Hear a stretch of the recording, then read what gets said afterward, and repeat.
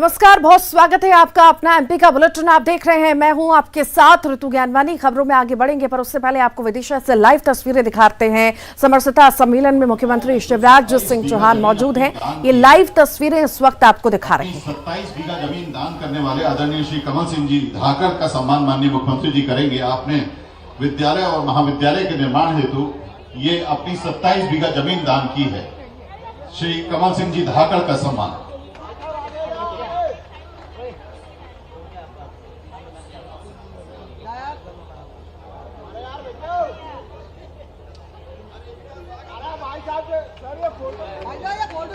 श्री कमल सिंह जी धाकड़ का अभिनंदन, जिन्होंने 27 बीघा जमीन दान की है विद्यालय और महाविद्यालय के निर्माण के लिए। जोरदार तालियों से आइए अपन इनका अभिनंदन करें। माननीय मुख्यमंत्री जी इनका स्वागत कर रहे हैं। बहुत बहुत धन्यवाद माननीय मुख्यमंत्री जी। अब स्वागत उद्बोधन के लिए आदर के साथ आमंत्रित हैं स्थानीय विधायक, शमशाबाद विधायक माननीय श्रीमती राजश्री रुद्र प्रताप सिंह।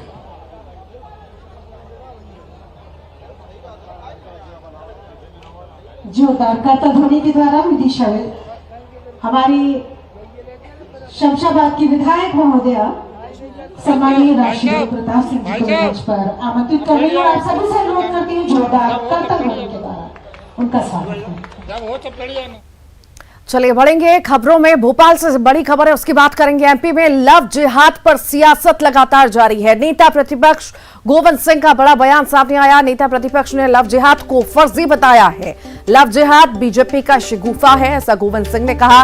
गोविंद सिंह ने धर्म परिवर्तन को कानूनी हक बताया। नेता प्रतिपक्ष के बयान पर बीजेपी ने पलटवार भी किया है। लव जिहाद के मामले तेजी से बढ़ रहे हैं। सुनियोजित तरीके से लव जिहाद हो रहा है, ऐसा भूपेंद्र सिंह ने कहा।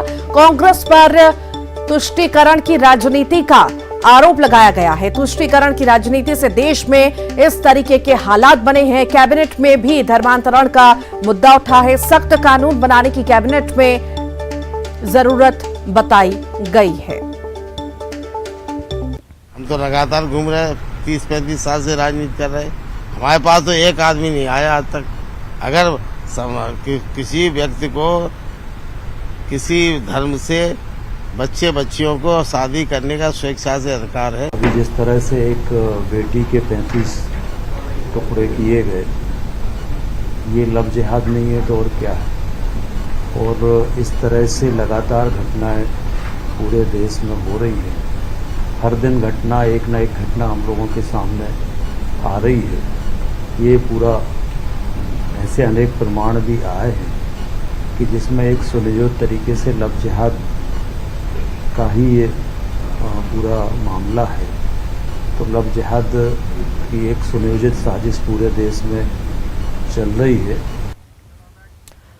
और ज्यादा जानकारी के लिए अनुराग हमारे साथ जुड़ गए हैं। अनुराग, लव जिहाद पर सियासत लगातार जारी है और अब नेता प्रतिपक्ष गोविंद सिंह ने जिस तरह का बयान दिया है, आखिर उसके क्या मायने निकाले जाएं, क्योंकि उन्होंने इस तरह का बयान देके कहीं ना कहीं अपनी ही पार्टी को कटघरे में खड़ा कर दिया है।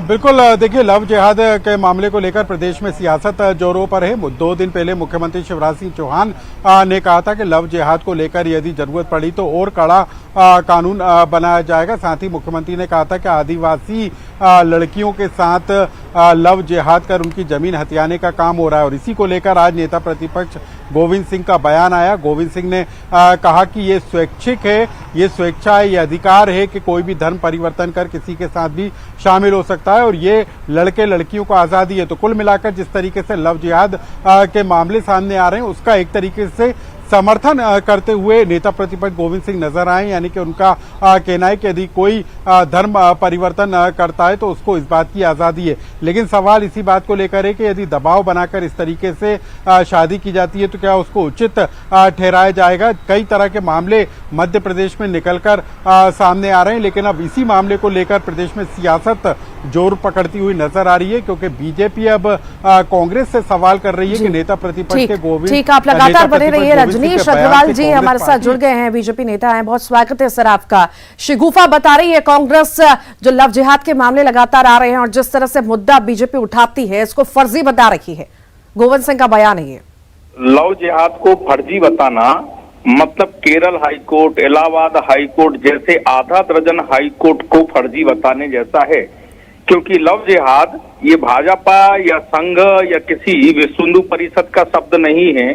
ये हाई कोर्ट ने अपने ऑब्जर्वेशन में लिया हुआ शब्द है और जिस प्रकार की घटनाएं लव जिहाद में घटती हैं उसके तमाम व्यथा, जो पीड़ा है, जो प्रताड़ना है महिलाओं के प्रति, वो उजागर हुई है। उसको लेकर कोर्ट ने निर्णय भी सुनाए हैं।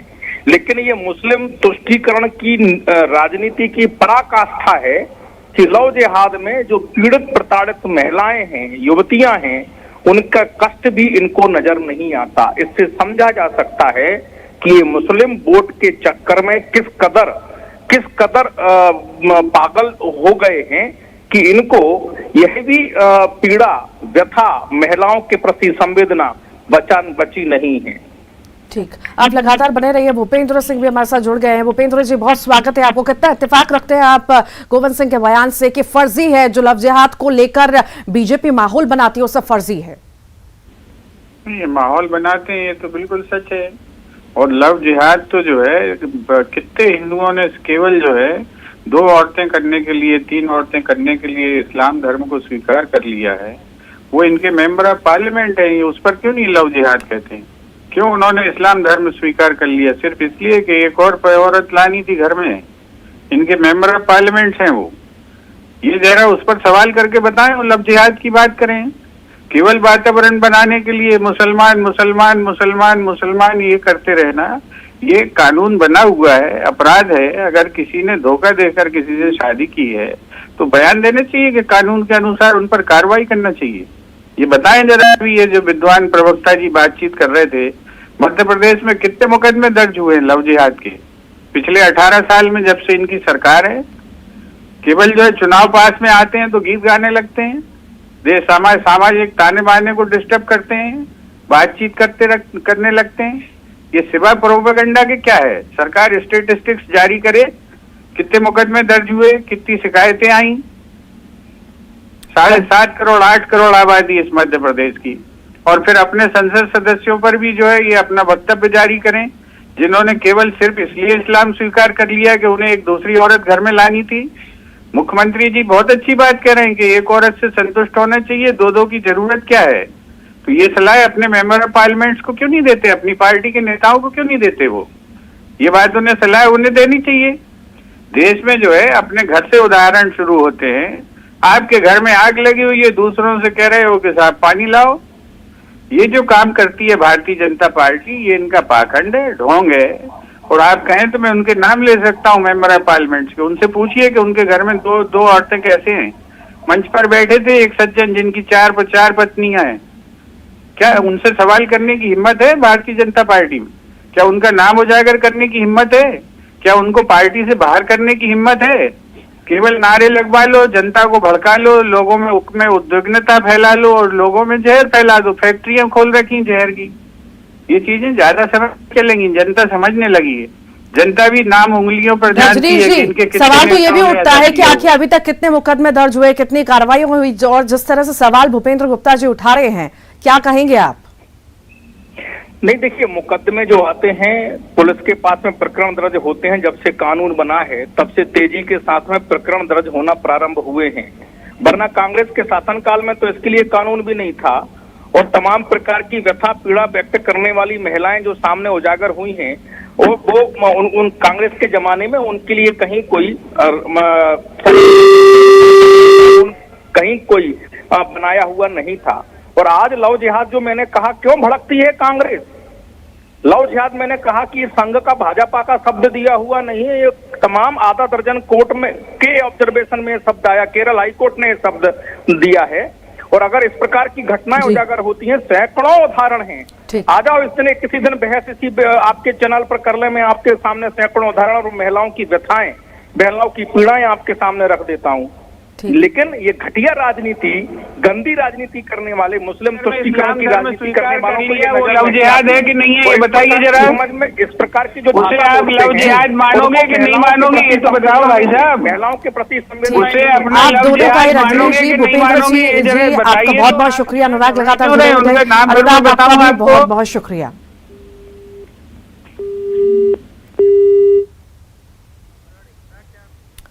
भोपाल से बड़ी खबर की बात करेंगे। हिंदुत्व पर बहस को लेकर सियासत गर्म हो चुकी है। कमलनाथ की चुनौती पर सांसद प्रज्ञा ठाकुर का पलटवार आया है। कांग्रेस को प्रज्ञा ठाकुर की चेतावनी है कि हिंदुत्व के बारे में सोच समझकर बोलें। श्री राम सिया राम के बारे में पहले अध्ययन कर लें, फिर बोलें। हिंदुत्व के बारे में गलत बोला तो सनातनी जाग जाएगा। कांग्रेसी अगर 9 साल के ब्राह्मण बच्चे से ही डिबेट कर ले तो हार जाएंगे। हिंदुत्व के बारे में कांग्रेसियों को कोई ज्ञान नहीं है। जो राम को काल्पनिक और राम सेतु को नकारते हैं वो पार्टी और उसके नेता क्या बोलेंगे।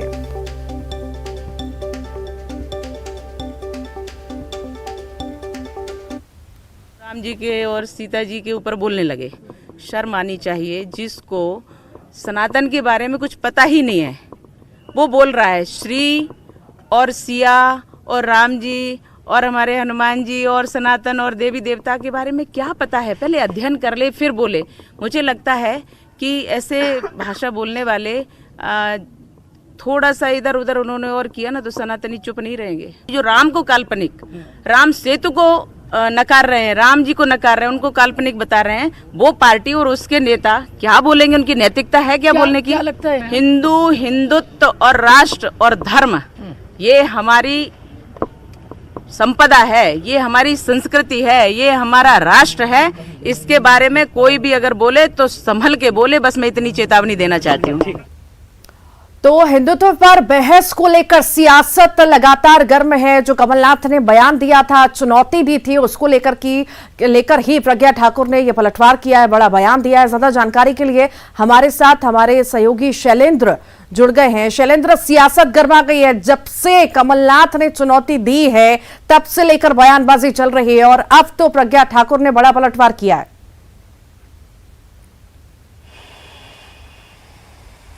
देखिए, बिल्कुल ऋतु, कांग्रेस की भारत जोड़ो यात्रा भले ही मध्य प्रदेश से राजस्थान की ओर कूच कर गई हो, लेकिन उसके बावजूद भी उस दौरान जो बयान सामने आए थे उसको लेकर सियासत लगातार जारी। और उसी क्रम में जिस तरीके से कमलनाथ ने यह बयान दिया था कि राहुल गांधी से बीजेपी के लोग जो है वो आमने सामने हिंदुत्व पर बहस कर लें, और यही कारण है कि कल जिस तरीके से मध्य प्रदेश सरकार के जो मंत्री हैं विश्वास सारंग, उनकी तरफ से इस चैलेंज को स्वीकार किया गया था। और अब भोपाल की सांसद ने उनको खुला चेतावनी दी और कहा है कि हिंदुत्व के बारे में बहुत सोच समझकर कांग्रेसियों को बात करनी चाहिए, क्योंकि ये वही कांग्रेसी हैं जो राम सेतु को, राम को काल्पनिक बताते थे और आज वह हिंदुत्व की बात कर रहे हैं। और उन्होंने कहा कि अगर सोच समझकर सनातन के बारे में बात नहीं होगी तो जो हिंदू है वो जाग जाएगा, जिसके परिणाम दुखदायी भी हो सकते हैं। और साथ ही उन्होंने ये भी कहा कि 9 साल के ब्राह्मण बच्चे के साथ शास्त्रार्थ राहुल गांधी कर ले, यही उनके लिए पर्याप्त होगा, वो उससे भी नहीं जीत सकते हैं।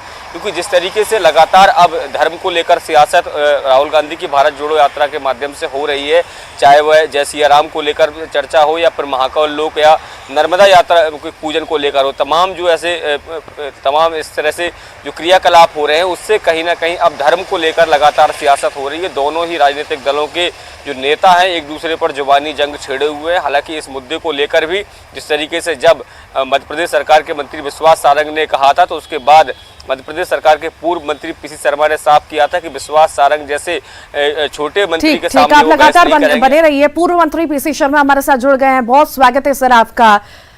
कमलनाथ जी ने चुनौती दी थी, अब चुनौती पर जो है प्रज्ञा ठाकुर ने पलटवार किया है। उनका कहना है कि अगर 7 साल के बच्चे को भी बिठा दें तो जीत नहीं पाएंगे कांग्रेस के लोग, बोल नहीं पाएंगे। ऐसा ही हिंदुत्व, सनातन धर्म ये किसी का ठेका नहीं है। इसका ज्ञान और इसके किसको भी हो सकता है, इसकी चर्चा दुनिया में कोई भी कर सकता है। 7 साल उसका सवाल नहीं है। सवाल इस बात का है कि जो बीजेपी हमेशा से क्रिटिसाइज करती रही है राहुल गांधी जी को, मैं भी उनकी पदयात्रा में 370 किलोमीटर रहा हूँ, टी ब्रेक पे चर्चा होती थी और निश्चित तौर पर उनको जो नॉलेज है न केवल हिंदू या सनातन धर्म का, बाकी धर्मों का भी उनको वो है। और एक वो है, उस बात पे कमलनाथ जी ने कहा है तो कमलनाथ जी ने कोई गलत बात नहीं कही। और उनका कुल आशय कहने का यही है कि राहुल गांधी जी हर चीज को, सनातन धर्म की, और मैं समझता हूँ जिस तरह से उन्होंने महाकाल मंदिर में जो साष्टांग दंडवत किया है वो उस बात का घोतक है, जहाँ वो नर्मदा जी किनारे जाके पूजा करते हैं, चूंडी चढ़ाते हैं, आशीर्वाद देते हैं। जब ओंकारेश्वर मंदिर में जाते हैं वहाँ पूजा करते हैं। तो ये नॉलेज किसी को भी हो सकता है, राहुल गांधी भी उनमें से एक है। इसमें कोई ऐसी बात नहीं है जिससे किसी को ठेस पहुंचाने के लिए, जो ठेकेदार हैं हिंदू धर्म के, उनको ठेस पहुंचाने के लिए बात नहीं की। जी आप लगातार बने रहिए। हितेश वाजपेयी जी हमारे साथ बीजेपी से जुड़ गए हैं। हितेश जी, बहुत स्वागत है आपका। कांग्रेस का साफ तौर से कहना है, जो बयान प्रज्ञा ठाकुर का आया उस पर, एक तो जो धर्म है वो किसी का है नहीं, सब धर्म की पूजा करते हैं, अपने भगवानों की पूजा करते हैं। आखिर बीजेपी इस तरह की बातें क्यों बनाती है? सबको ज्ञान है, सब बोल सकते हैं, सब बात कर सकते हैं। देखिए, राहुल गांधी की माताजी कैथोलिक हैं, वो खुद भी कैथोलिक हैं। उन्होंने कभी ईसाइयों को कोई ज्ञान दिया जाके कि क्या बोलना चाहिए, क्या पहनना चाहिए, क्या खाना चाहिए, कहाँ पर चर्च होना चाहिए, नहीं होना चाहिए? नहीं देते। उनके दादाजी फिरोज जहांगीर साहब, कभी उनके मकबरे पे इन लोगों को जाके सर झुकाते देखा है इनको? या उस समुदाय को जाकर कोई किसी प्रकार की टिप्पणी करते हुए उनके ईश्वर पर आपने कभी सुना? नहीं सुनेंगे आप। ये भाई हिंदुओं के ही मानदंडों की मर्यादा खंडित क्यों करते हैं? क्यों खंडित करते हैं लोगों का? तब तो किया तो आप मुझे बताओगे हम लोगों को? शर्मा जी सुन तो लो। अरे आप धर्म की बात हम लोगों को बताओगे? कभी मैंने तो आपको देखा नहीं मंदिर मिलते हैं जिसके ऊपर सारा कभी आपको मंदिर जाते हुए देखा नहीं, कभी आपका कोई फोटो आया हमारे धर्म के ऊपर चोट लगाकर उनको क्या फायदा मिलता है? हमारे धर्म को राहुल गांधी उधार कर लिया है, उनके पूरे खानदान में कोई गांधी नहीं रहा है, पंडित है, पूरे खानदान में कोई गांधी नहीं रहा है। चलो ये प्योर राजनीतिक कैरेक्टर है, प्योर पॉलिटिकल कैरेक्टर है। ये जबरदस्ती धर्म की व्याख्या करने में क्यों बोलते हैं? उसके बाद बोलते हैं मेरे से आगे आप चलोगे तो समझ में आएगा क्या होता है। भाई आपको बहस करनी है तो चलिए जाइए अपने ननिहाल में जाके पहले बहस करके आइए चर्च में। कोविड कैथोलिक समुदाय से पूरा आप एक बार हिम्मत तो दिखाओ जाके। शर्मा जी, आपकी पूरी बात सुनी मैंने। मैं चाहूंगी हितेश जी अपनी बात रख लें, आप भी अपनी बात रखिएगा। ये सिंधु नदी के चले हुए हैं, हिंदू समुदाय में जाके करके बताए कहते थे कि भाई बाइबल में क्या लिखा है और क्या लिखा होना चाहिए और क्या करना चाहिए। पीसी शर्मा जी, मेरा एक सवाल है यहाँ पर कि पहले तो काल्पनिक बता दिया गया राम को, उसके बाद कई सारी बयानबाजियां और उसके बाद अलग धर्म को मानने की बयानबाजियां। आखिर आपको नहीं लगता चुनाव नजदीक है, बातें बदली जाती हैं, ये कहीं ना कहीं चैलेंज देकर कहीं मुसीबत में डाल दिया कांग्रेस ने अपने आप को? किलोमीटर की पदयात्रा चल रही से घबरा गए। 25 किलोमीटर वो व्यक्ति चल रहा है जिसके घर से 3 प्रधानमंत्री रहे हों और कंटेनर में सो रहा है और लगातार वहाँ पे जो रेस्पॉन्स मिल रहा है उसकी घबराहट है इन लोगों को। ये इनका सफाया हो जाना है 2023 में, इसलिए एक जमीन तलाश रहे हैं किस तरह से राहुल गांधी को क्रिटिसाइज करें। लेकिन इनके क्रिटिसाइज करने से राहुल गांधी की 3500-3700 किलोमीटर की यात्रा रुकने वाली नहीं है। और जो जन फैला रहा है वो डरी हुई है क्या बीजेपी भारत जोड़ो यात्रा से? देखिए बहन जी, आप सवाल कुछ पूछती हो, बोलते कुछ हैं। वो मेरा तो सीधा कहना है, उनकी माताजी कैथोलिक हैं, वो खुद कैथोलिक हैं। कभी चर्च में जाकर ज्ञान बघारते देखा आपने उनको? उनके दादाजी फिरोज जहांगीर साहब के यहाँ कभी मकबरे पर जाकर उन्होंने आपको सर नवाते देखा आपने ज्ञान बघारते कि क्या करना है? ये हम लोग हिंदू ही सॉफ्ट टारगेट क्यों है? हम ही लोग क्यों सॉफ्ट टारगेट है? इनको वोट चाहिए, वोट भी चाहिए और हमको गालियां भी देंगे ये। बहुत बहुत शुक्रिया पीसी शर्मा जी आपका, हितेश जी आपका बहुत बहुत शुक्रिया। शैलेंद्र लगातार जुड़े हुए थे, शैलेंद्र आपका भी बहुत बहुत शुक्रिया। भोपाल से बड़ी खबर की बात करेंगे। शिवराज कैबिनेट के अहम फैसले सामने आए हैं। पिछड़े वर्ग के बच्चों को विदेश में प्रशिक्षण, 200 युवा जापान में 3 साल प्रशिक्षण लेंगे। उद्यम क्रांति योजना को भी मंजूरी दी गई है। स्वरोजगार के लिए 30,000 लोगों को मदद मिलेगी। लोन पर 7 साल तक 3% ब्याज लगेगा।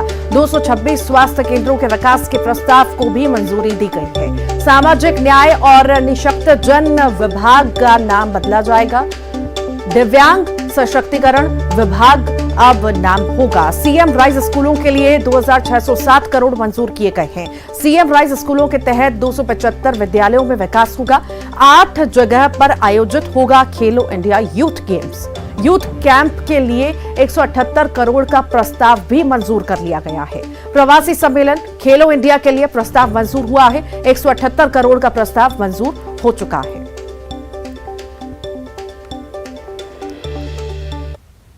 न्याय और निःशक्तजन कल्याण विभाग का नाम बदलकर सामाजिक न्याय एवं दिव्यांगजन सशक्तिकरण विभाग करने का निर्णय कैबिनेट के द्वारा लिया गया है। सीएम राइज योजना के अंतर्गत सर्व सुविधा युक्त विद्यालयों के निर्माण के लिए जो आज थी उसकी 2660.66 करोड़ रुपए के निर्माण के लिए स्वीकृत किए जाना की सहमति दी है। यहां मैं यह कहना भी प्रासंगिक समझता हूं कि एक महत्वाकांक्षी योजना है जो शिक्षा के गुणवत्ता में सुधार के लिए, शिक्षा के स्तर में बदलाव के लिए मध्य प्रदेश में। और आइए अब देखते हैं 25 सेकंड में खबर। जबलपुर में आस्था और अंधविश्वास का गजब खेल। रोज एक ही जगह बैठता है सांप, चमत्कार मानकर ग्रामीणों की लगी भीड़।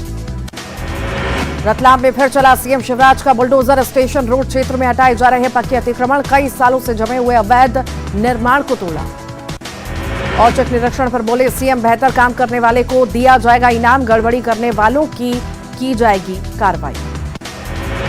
देश का पहला सरकारी पंचकर्म सेंटर का उद्घाटन सीएम ने खुशीलाल वैद्य आयुर्वेद चिकित्सालय में किया शुभारंभ। कहा यहां आयुर्वेद, पंचकर्म और योग का समन्वय। सीएम शिवराज पहुंचे बोर्ड ऑफिस, अंबेडकर प्रतिमा पर किया माल्यार्पण। महानिर्माण दिवस पर डॉक्टर भीमराव अंबेडकर को किया याद। सीएम शिवराज की मंत्रियों को डिनर पार्टी। आज रात 8 बजे सीएम हाउस में होगा डिनर, मंत्रियों के साथ चर्चा करेंगे सीएम। कमलनाथ की चुनौती पर सांसद प्रज्ञा ठाकुर का पलटवार। हिंदुत्व के बारे में सोच समझ कर बोले, हिंदुत्व के बारे में गलत बोला तो सनातनी जाग जाएगा। ग्वालियर में भी दिल्ली के वेस्ट टू वंडर पार्क बनाने की तैयारी। पार्क में जानवरों और जंगल की लगाई जाएगी प्रतिकृति। यहां नगर निगम को मिलने वाले स्क्रैप से होगी तैयार।